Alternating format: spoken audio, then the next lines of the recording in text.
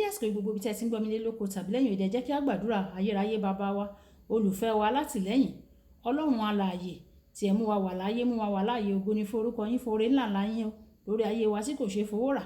Ọlọ́run a dúpẹ́ fún àánú tí a rí gbà, a dúpẹ́ fún oore ọ̀fẹ́ yín tí kò wọ́pọ̀. Ọlọ́run, ọ̀rọ̀ tí a gbọ́ lẹ́ni kó ṣe ayé àti ọkàn wa ní rere, àti owó ọmọ ìtẹ̀síwájú àlùyọ kó bọ̀ wá fún wa lẹ́ni ní orúkọ Jésù. Tí ó ti a gbàdúrà lórúkọ Jésù Kristi Olúwa wa, àmín àmín ní orúkọ Jésù. Ìwé ọ̀run ṣíṣí tí a ti ọwọ́ olùṣọ́ àgùntàn Enoch Adeboye kọ, èní ọjọ́bọ̀ ọjọ́ keje oṣù kọkànlá. Àkòrí tí a ó gbéyẹ̀wò sọ wípé rìn kọjá àwọn bàbá rẹ nínú Olúwa. Rìn kọjá àwọn bàbá rẹ nínú Olúwa. A mú àkọ́sórí wa nínú ìwé Jòhánù orí ìkẹrìnlá ẹsẹ̀ ìkejìlá. Jòhánù orí ìkẹrìnlá ẹsẹ̀ ìkejìlá. Lóòótọ́ lóòótọ́ ni mo wí fún yín, ilé tí ó bá gbà mí gbọ́, iṣẹ́ tí èmi ṣe ni òun yóò ṣe pẹ̀lú.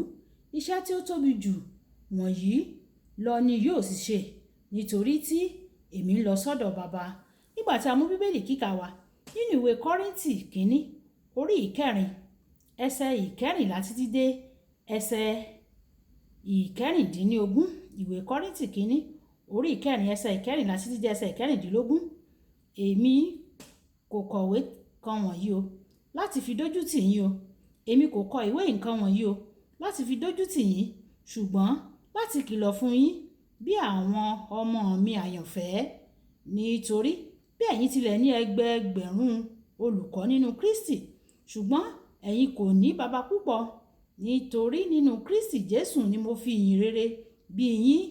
Nítorí náà mo bẹ̀ yín o, ẹ máa ṣe àfarawé mi. Wàyí ẹ tẹ́tí bẹ̀rẹ̀ jẹ́ láti gbọ́ ohun tí olùṣọ́ àgùntàn Enoch Adeboye ní fún wa ní èní ọjọ́bọ̀. Àwọn ọmọ sábà máa ń wo àwọn òbí wọn gẹ́gẹ́ bí àwòkọ́ṣe. Èyí kò sì yàtọ̀ nínú ìjọba Ọlọ́run. Ẹnìkan lè gbìyànjú láti kọ́ gbogbo ohun tí o bá ní àǹfààní láti kọ́ ní ọ̀dọ̀ bàbá rẹ nínú Olúwa, àti pàápàá kí o tún máa gbàdúrà láti rí irú ìfàmì òróró yàn tirẹ̀ náà gbà.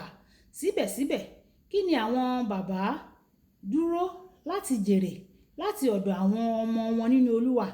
Nígbà tí o bá rò wípé ọ̀pọ̀lọpọ̀ ilé ìwé àwọn wòlíì ni ó wà ní ilẹ̀ Ísírẹ́lì níbi tí Èlíjà ti lè rí ọ̀gọ̀rọ̀ ọmọlẹ́yìn láti ràn án lọ́wọ́, ìwọ yóò rí wípé lótìítọ́ kò nílò Èlíṣà.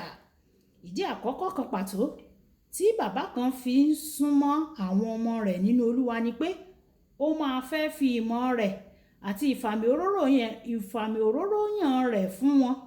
Kò fẹ́ kí ohun gbogbo tí ó rí gbà lọ́dọ̀ Ọlọ́run kí ó kú pẹ̀lú òun. Ó fẹ́ fi wọ́n lé àwọn ènìyàn tí yóò máa tẹ̀síwájú nínú rẹ̀ lẹ́yìn tí ó bá ti lọ. Ó fẹ́ fi wọ́n lé lọ́wọ́.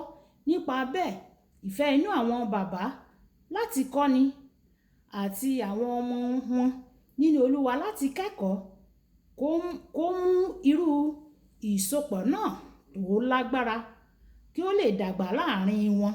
Gẹ́gẹ́ bí a ti rí nínú ìgbésí ayé Èlíṣà àti Èlíjà nínú ìwé Ọba kejì orí ìkejì ẹsẹ̀ ìkọkànlá.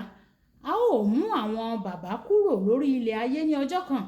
Àwọn ọmọ wọn nínú Olúwa yóò sì dojúkọ ọ̀rọ̀ òtítọ́ láti máa tẹ̀síwájú nínú iṣẹ́ wọn. Báwo ni o ṣe ṣetán fún àkókò tí ìwọ yóò nílò láti máa mú iṣẹ́ ìránṣẹ́ àwọn bàbá rẹ nínú Olúwa tẹ̀síwájú? Ìríran rẹ̀ nínú ìrírí rẹ pẹ̀lú Ọlọ́run. Ìríran rẹ nínú ìrírí rẹ pẹ̀lú Ọlọ́run ó gbọ́dọ̀ rékọjá ohun tí o rí gbà lọ́dọ̀ àwọn bàbá rẹ nínú Olúwa. Bí bẹ́ẹ̀ kọ́, nígbà tí ó bá lọ yóò nípa lórí ìrìn àjò rẹ o pẹ̀lú Ọlọ́run. Bàbá mi nínú Olúwa, ó jẹ́ ènìyàn ńlá, ènìyàn Ọlọ́run ńlá. Ó máa ń gbààwẹ̀ o, ó sì máa ń gbàdúrà ju ẹnikẹ́ni tí mo mọ̀ lọ ní àkókò yẹn. Ó rí àwọn ìran nípa ọjọ́ iwájú, mo sì kẹ́kọ̀ọ́ púpọ̀ lọ́dọ̀ rẹ̀. Síbẹ̀síbẹ̀, ó sọ fún mi pé òun kò gbààwẹ̀ kọjá ọjọ́ 21 lẹ́ẹ̀kan lọ rí.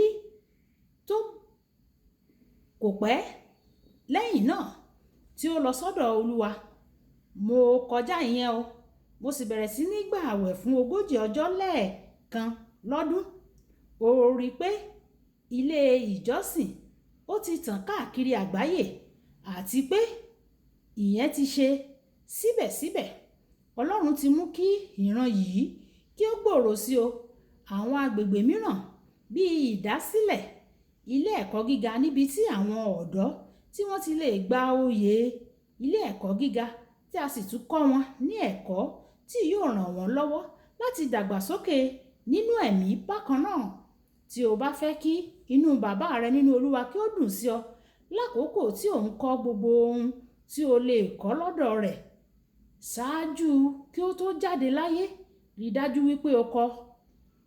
Ìwọ o tún gbọ́dọ̀ rí, o sì gbọ́dọ̀ rìn kọjá rẹ̀ ní ìrìn àjò ojoojúmọ́ rẹ pẹ̀lú Ọlọ́run. Ọ̀rọ̀ àyẹ̀wò: ǹjẹ́ ìríran rẹ nínú Olúwa ó gbòòrò ju àjọṣepọ̀ rẹ pẹ̀lú bàbá rẹ nínú Olúwa lọ bí? Ǹjẹ́ ìríran rẹ nínú Olúwa ṣé ó gbòòrò ju ìbáṣepọ̀ rẹ pẹ̀lú bàbá rẹ nínú Olúwa lọ bí? Ẹ̀já sọ pé bàbá mi, Olúwa fún mi ní oore ọ̀fẹ́ láti gbòòrò nínú rẹ, láti jinlẹ̀ nínú rẹ, kí n lè tẹ̀síwájú nínú iṣẹ́ ìránṣẹ́ tí àwọn bàbá wa nínú Olúwa tí wọ́n gbélé wa lọ́wọ́, níbi tí wọ́n bá iṣẹ́ dé tí wọ́n ti gbélé wa lọ́wọ́, kí àwa náà kí a lè tẹ̀síwájú, kí a lè ṣe àṣeyọrí. Fún wa ní oore ọ̀fẹ́ láti ní ìbáṣepọ̀ tó dánmọ́rán pẹ̀lú rẹ, kí o lè tì wá lẹ́yìn láti mú ìran ológo ìṣẹ. Ọlọ́run yóò sì ràn wá lọ́wọ́ ní orúkọ Jésù. Olúwàbùkọ́lá Ayako ní orúkọ mi. Ẹ máa bá mi share, ẹ máa like, ẹ máa comment nípa kí àwọn ènìyàn kí wọ́n lè jẹ àǹfààní ọ̀run ṣíṣí Yorùbá. Ó dàbọ̀.